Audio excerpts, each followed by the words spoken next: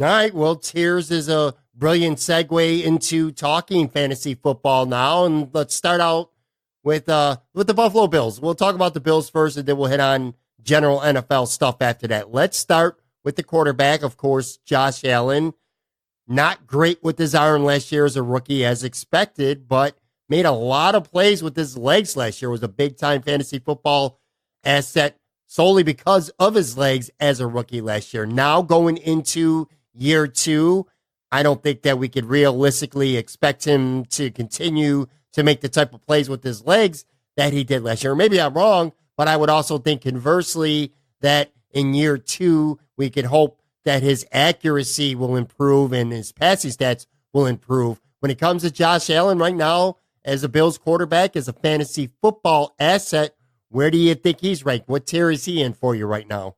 Yeah, so I'm higher than the consensus on Josh Allen this year. I have him as the number 13 overall fantasy quarterback. He's still a late round quarterback, but his upside is as high as anyone's in his own tier because of what he can do as a rusher primarily, but also because he's so aggressive pushing the ball downfield. You know, he attempted the 20-plus yard throws at the highest rate in the NFL last year. And then from weeks 12 through 17, and man, I'm telling you, Pat, I played him in DFS every single week. From weeks 12 through 17, he scored more fantasy points than any quarterback in the league during that time period. And if you want to look for like on and off splits, which are really popular in NBA, but if you just pull like one guy out of the offense in NFL, you can really get a clear picture. Last year, Josh Allen scored 9.6 more fantasy points per game in games where Kelvin Benjamin did not play. Okay. Kelvin Benjamin was a severe drain on the Bills offense last year, and Josh Allen's supporting cast is much better this year. 9.6 more fantasy points per game is ridiculous. That will take you from like quarterback, 19 to quarterback 1. I mean, it's that drastic of a difference. And that was the case for him last year. And again, this is why I'm higher than consensus on Josh Allen this season, is because he's not playing with, he's not surrounded by bums anymore. Well, you say he's got a better supporting cast, so let's talk about them. Let's talk about the receivers. They had Cole Beasley. They had John Brown.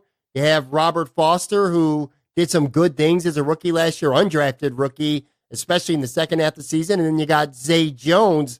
So the weapons for Josh Allen, especially with guys like Benjamin Gaughan, Charles Clay, I think the weapons for Josh Allen are definitely better going into this season. But from a fantasy football perspective, when it comes to these receivers, because there's no standout guy among those four, there's definitely not, at least at this time anyway, no consensus, quote unquote, number one wide receiver. Do you feel like wide receiver is a position that fantasy football people should kind of stay away from right now when it comes to the Bills?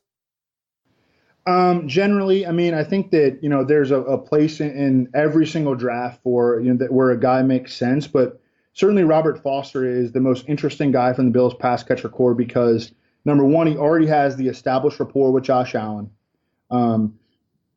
We know he's got big playability. He ran 4.41 coming out of Alabama.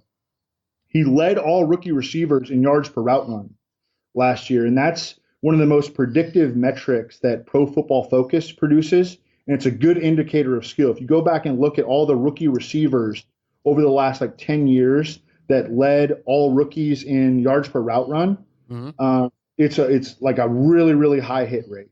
And then if you isolate just his final 7 games, and one of those games was that Matt Barkley game, which, by the way, was a really fun game, but it's not a Josh Allen game. But if you isolate just Robert Foster's last 7 games, because the dude got cut in October, and then they had to bring him back. But his statistical pace over that 7-game stretch, if you extrapolate to a 16-game season, he would have been on pace for 57 catches, almost 1,200 yards and 7 touchdowns. And those are pretty good fantasy stats if he can put all that together this year. Wow. I'm with Evan Silva from EstablishTheRun.com. Let's talk about the Bills running backs because I think this is really interesting. Of course, you got LaShawn McCoy, the big name, but he was not good last year, okay? Let's just face it. He was terrible last year. bad offensive line in front of him. There's some excuses, but at the same token, he just was not the same player. So you got him. Day one of free agency, the Bills go out and they sign a guy even older than him, Frank Gore, one of the all-time greats, but at the end of his career, of course. A week before the NFL draft, they go out and they get TJ Yeldon, who has fantasy football value from a PPR perspective, at least anyway. He catches a lot of passes out of the backfield. So you got 3 veterans, which made me think that the Bills were going to wait until next year to address running back in the draft, but they didn't. They used a 3rd-round pick to take Devin Singletary, who I believe was like the 2nd or 3rd running back, taken off the board. So now the Bills are going into training camp right now with 3 veteran running backs plus a 3rd-round rookie from a fantasy football perspective, because, again, I think this is interesting. How do you see things playing out here? If we're talking about it right now, I think it's a situation to avoid, and I think that if they move on from LaShawn McCoy, that could change. Sean McDermott has come out and said, no, they're not moving on from LaShawn McCoy. But I think that, based on watching him, looking at his statistics and his metrics, I think he's kind of on his last legs. And then, there are a lot of guys in the backfield, as you mentioned, that take carries and touches. Frank Gore, Devin Singletary, TJ Yeldon. And the worst part of it is that Josh Allen, he's going to pull the ball down and run in scoring situations, like in the red zone. Yeah. So that kind of hurts the other guy's touchdown upside.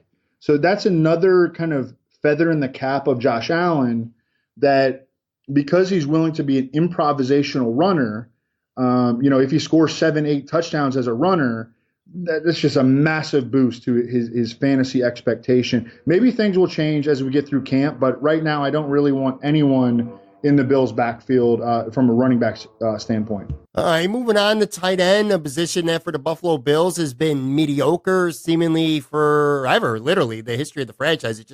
The Bills have not had a lot of very productive tight ends. Charles Clay never worked out the way fans hoped he would when he signed a big contract coming over from the Miami Dolphins in 2015. You had Tyler Kroft. That's the guy they signed. He was to be the starter, but he's going to be out at least the beginning of the year with a broken foot. The Bills did trade up 2 4th-round picks to move up into the 3rd round and draft Dawson Knox, a guy who seemingly has a lot of upside, but at the same token had very to little, no college production. What are your thoughts on him? Is he a guy that you think has good upside? Are you excited about him? Yeah, I think if you're in a dynasty league and you're looking more long-term, then Dawson Knox is pretty interesting based on his athleticism. He was the number 4 spark athlete among tight ends in this year's class. And I think that's why the Bills drafted him as early as they did. As you mentioned, the production was not there. He had 0 touchdowns in 18 games in college. But, man, that offense was it was awful. I don't know if you got to watch very much of it before the draft, but that Ole Miss offense and they had a ton of NFL players. I mean, they had Dawson Knox, they had DK Metcalf, they had A.J. Brown, they had also DeMarcus Lodge, who got signed by the Buccaneers as an undrafted free agent. I mean, they had a bunch of NFL prospects in that offense, and it was just a really frustrating offense to watch. Like watching Dawson Knox, like you're not going to learn anything from that. You can go back and watch Dawson Knox. He was like an H-back. He was like a blocking fullback almost. But that doesn't mean that – but I think that they see more in him because of his athleticism, and I get it. George Kittle was kind of like that at Iowa. Did not have a lot of production, did have really good athleticism, could block, so that got him on the field. And then, hey, he took off once they started actually throwing the ball to him. So I think that's kind of the blueprint for a Dawson Knox. Not that he's going to become George Kittle, but I do think he's a decent like dynasty league pick. I don't think you want to take him in a standard season-long redraft league. So to put a wrap on the Buffalo Bills, you're saying that Josh Allen's definitely worth taking a pick on, just not very early in the draft. Somebody like Robert Foster is worth a pick in the mid to later rounds, while a guy like Dawson Knox is probably worth a flyer at best right now with some upside. But that's pretty much it when it comes to the Buffalo Bills from a fantasy perspective. And so, just for fans out there listening, Evan ain't hating on the Bills, man. He's not saying that the Bills are going 4-12 this year. We're talking purely fantasy football purposes. So, am I pretty accurate in that? You got Allen, Foster later on and maybe a flyer on Dawson Knox? No, hey, you talked to me last year. I'm telling you the Bills are going 4-12, but not this year. I kind of like the Bills, yeah, it's Josh Allen and then Robert Foster late, and then just kind of let anybody else draft the Bills.